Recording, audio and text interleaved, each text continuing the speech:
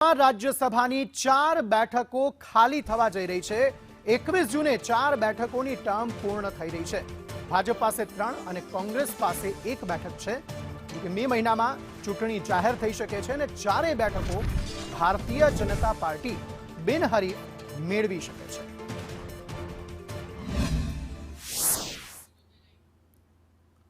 તો કોની ટર્મ પૂર્ણ થઈ રહી છે તેની વાત કરીએ તો શક્તિસિંહ ગોહિલ જે એક છે તેમની ટર્મ પૂરી થઈ રહી છે રાજ્યસભાથી। આ ઉપરાંત નરહરી અમીન છે તેમની પણ ટર્મ પૂરી થઈ રહી છે। 3 ભારતીય જનતા પાર્ટીના અને 1 કોંગ્રેસ કે જેમની ટર્મ પૂર્ણ થઈ રહી છે તેમાંથી 2 નામ શક્તિસિંહ ગોહિલ, નરહરી અમીન। આ ઉપરાંત રમીલાબેન બારા તેમની પણ ટર્મ પૂર્ણ થઈ રહી છે। તેવામાં મેમાં તે અંગે ચૂંટણી યોજાય તેવી પૂરેપૂરી શક્યતાઓ છે। આ ઉપરાંત રામભાઈ મોકરિયા આ ચારેયની ટર્મ પૂર્ણ થઈ રહી છે જેના માટે ચૂંટણી જાહેર મે મહિનામાં થઈ શકે છે।